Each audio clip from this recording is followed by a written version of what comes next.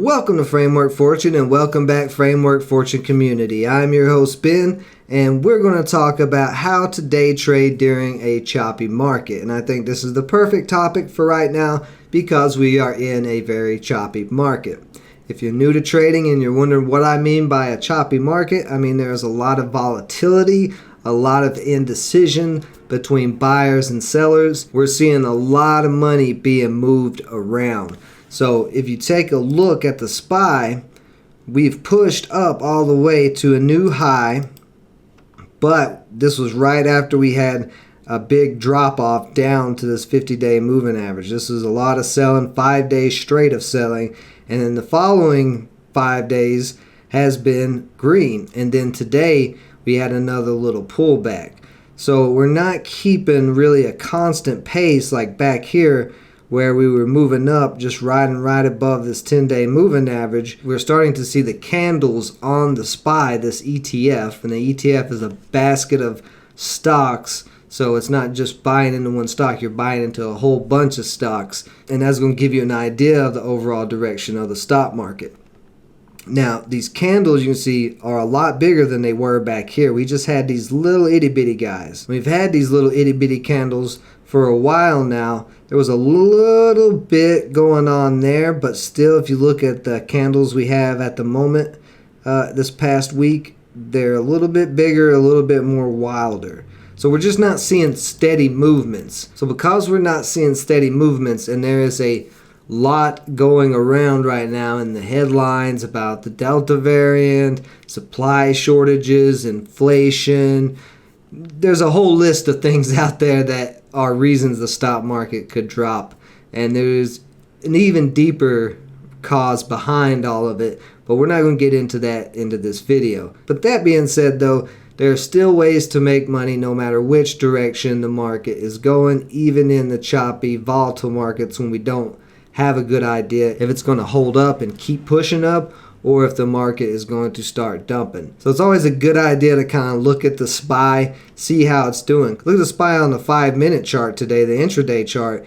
This is some pretty big volatility for the SPY. I mean, it was all the way up at 441, dropped down to 435.94, and then it came back up to 439 in after hours, and now it's dropped back down to 437. So when the SPY is acting like this intraday, and we've got those big volatile candles on the daily chart, then we can see it is a very choppy time across the market. As you can look back, this is a 5-minute chart of all 5 days, and we've kind of moved straight up, but then now we're kind of going back down. It's just not very steady. So as a day trader, we want to be more cautious in these volatile markets. So of course you always want to be cautious. There's risk in day trading, but a little bit more cautious than normal.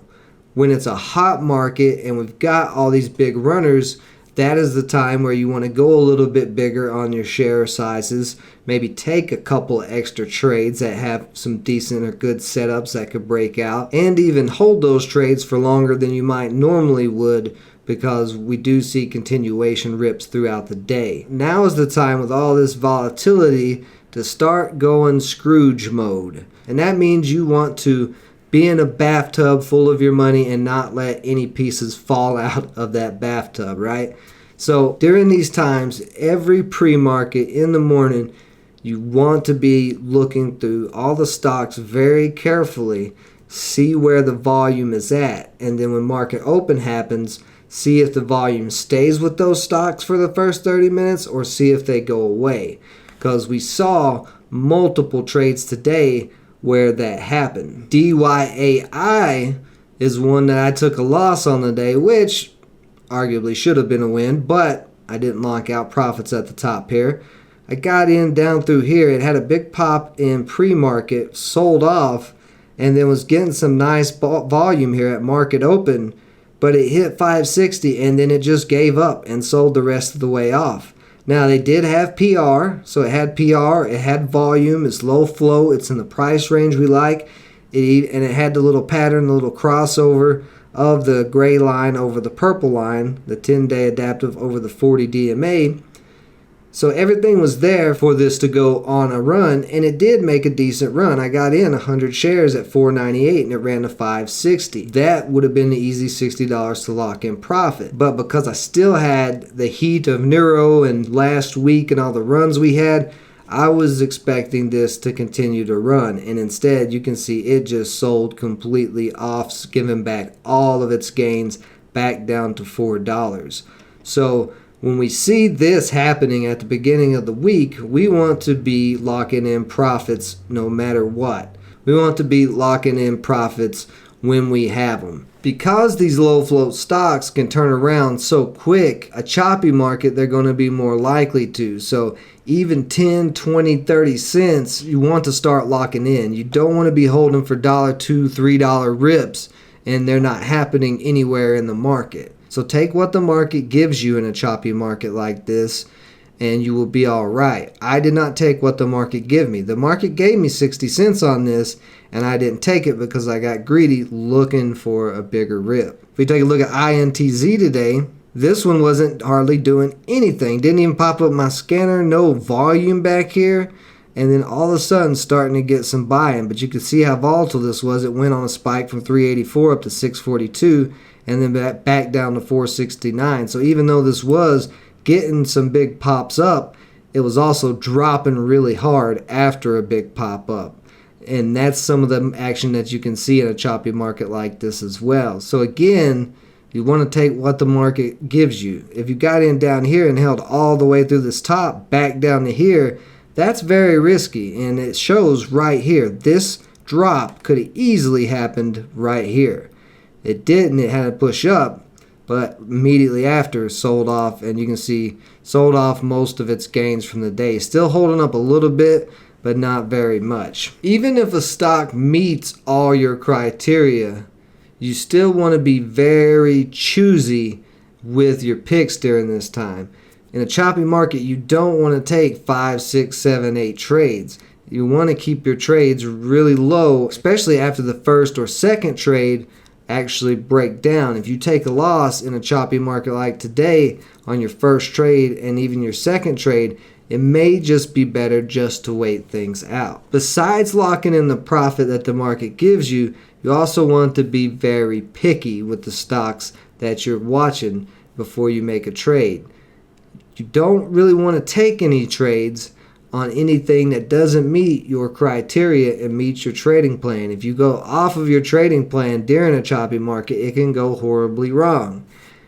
This is the time where it is most important to have a trading plan. Have your entries and exits set.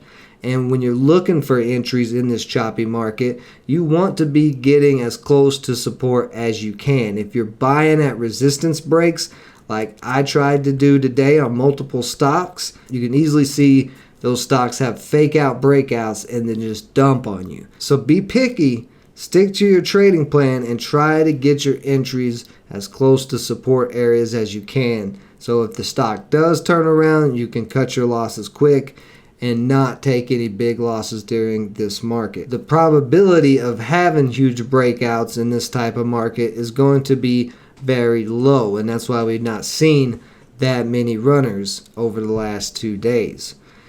Keep that in mind. So every resistance level you hit could be a trend reversal, and that is what we've seen. Stocks are hitting resistance lines, trying to break them, and they're not even the strongest resistance lines that the stocks have above them. A lot of these plays are getting hung up at resistance lines that normally wouldn't hold in a hot market.